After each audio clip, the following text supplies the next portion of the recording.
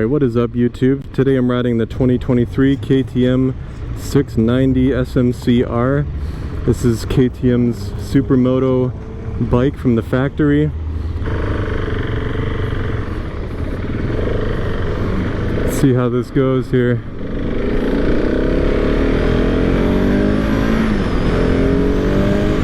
Oh yeah, she's got some good power to her.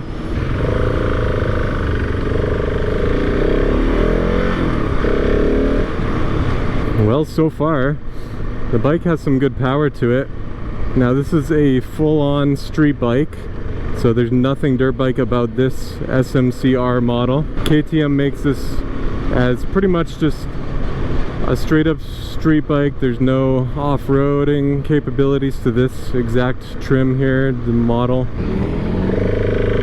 Well, taking off from a rolling stop here is pretty easy. This bike is fast for a Supermoto. Yeah, this bike is quick. Yeah, so far this bike feels very light. It's only about 330 pounds, so it feels very nimble, very agile. Taking off from a stop is very easy. It's actually got quite a bit of power. It's about 75 horsepower and 55 torque. A decent amount of power in a lightweight bike like this can make for some fun activities. I don't have a gear indicator on here, so I see they kept some of the old style dirt bike stuff. But yeah, leaning it over, very easy. I feel very confident leaning this over and rolling out of a corner there with some power. That's fun. I really like Supermotos. They're a lot of fun around town. They're definitely not touring bikes. Let's just get that out of the way at the beginning. They're not touring bikes. They're not meant for long rides and long highway rides. These are meant for ripping around town, and that's pretty much it. So Supermotos are not usually the most practical bikes. They're usually better served as a second bike. I see what KTM's doing here. They're definitely going for the Supermoto style, but in a regular street bike. So it's got some of the street bike comforts with the dirt bike styling. Yeah, like I said, this is not a dirt bike at all. There's nothing dirt bike about this except the looks.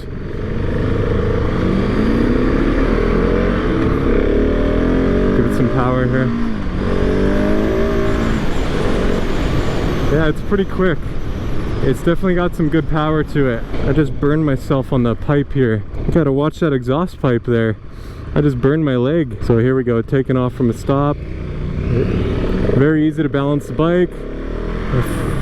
Very easy to let out the clutch and start going. Shifting is very smooth. It's not vague. There's a little bit of a clunk, but it's just enough to feel nice and smooth, but also give you that confidence that you actually switch gears. So that's good. I like that. Honestly, all the KTM bikes I've ridden today have been very smooth.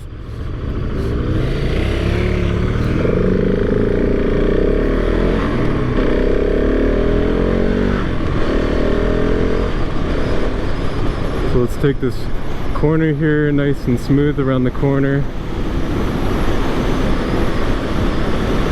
Yeah, this feels great leaning this over. That's why I love Supermotos. They feel so easy to handle. They're just super confidence inspiring. Now this apparently has a Quickshifter, so I'm gonna test that out. It should have the Quickshifter Plus, which is up and down. So we'll test that out here. But yeah, going from a stop there, very easy. So go to second. Oh yeah. Oh yeah. Oh, that's awesome. Interesting. Let's try down. Oh yeah, down too. There we go. Down as well. So that's awesome. I love that. So that's me shifting without the clutch there. Do I think it's that important on a Supermoto? Not really. Honestly, on a Supermoto, I probably wouldn't really use the Quickshifter much. On a sport bike, when you're really going through gears and up and down all day, I think that would be more applicable. But yeah, I mean, it's nice to have. We're kind of lugging it, so I'm gonna downshift a bit. It's kind of cool that you can just up and down as quick as you want with no clutch. So if you need to really get in the power band, you can just downshift. Now it is a single cylinder, so it is going to vibrate quite a bit, and I can feel the vibrations. They're not annoying. Let's see, if I go up to a higher RPM, you definitely feel the vibrations quite a bit more. So that's going to be something to consider if you really want to ride this bike. The single cylinder life is all about vibrations. They don't call it a thumper for nothing. So far it's got great manners, very smooth on and off the throttle. Shifting and clutch engagement is very smooth. The clutch pull is fairly easy, and it's very easy to balance at a slow speed. It's just very easy to handle. It's a light bike, and it's got some really grippy tires on here. I don't like riding dirt bikes with knobbies on the street. It doesn't feel that great to me. But yeah, this bike can be tame if you ride it nice and easy like that. I feel like it's not begging you to do hooligan stuff. You can still ride it casually around. You don't feel like you have to just rip it everywhere. Going over that bump, the suspension is definitely softer, but it's still firm. I'm not feeling a ton of wallowing in the suspension up and down. It feels pretty stable actually. You don't get much in terms of electronics. You do get traction control, and you can change the power mode. So that's interesting. There's a street mode and a Supermoto mode. Other than that, not a ton of electronics on here. If you count the Quickshifter as an electronic, then that's nice to have, but I don't know if it really fits on this bike. The seating position is very comfortable. I'm sitting pretty much straight up. It's not as aggressive as the Duke, and I feel like I can relax my arms a bit. This seat allows you to kind of move up and down. You're not stuck in one position. You can kind of move a little bit more forward if you want, or backward, depending on what you're doing. The brakes aren't very touchy at all. You do have to give it some input. You're not going to be locking that up anytime, and there's ABS on here obviously. Now coming to a stop, I cannot flat foot this bike. It's pretty tall, honestly. I'm 5'11" as well. Very easy to take off from a stop. It's very forgiving.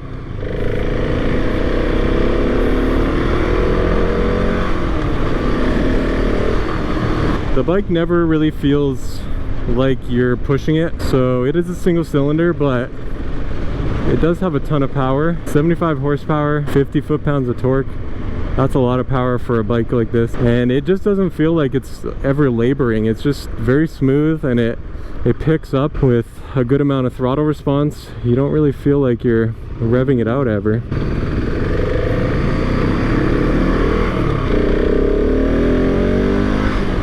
Now I feel like you do have to rev it out to get all of the big power. There is a good amount of torque down low and in the mid-range, but it does like to be revved out. Even though it doesn't feel like it's laboring at all, you got to get up to the higher RPM to really get that pulling power. So far I like it for a Supermoto. You can compare this to some of the, like the Husqvarna 700.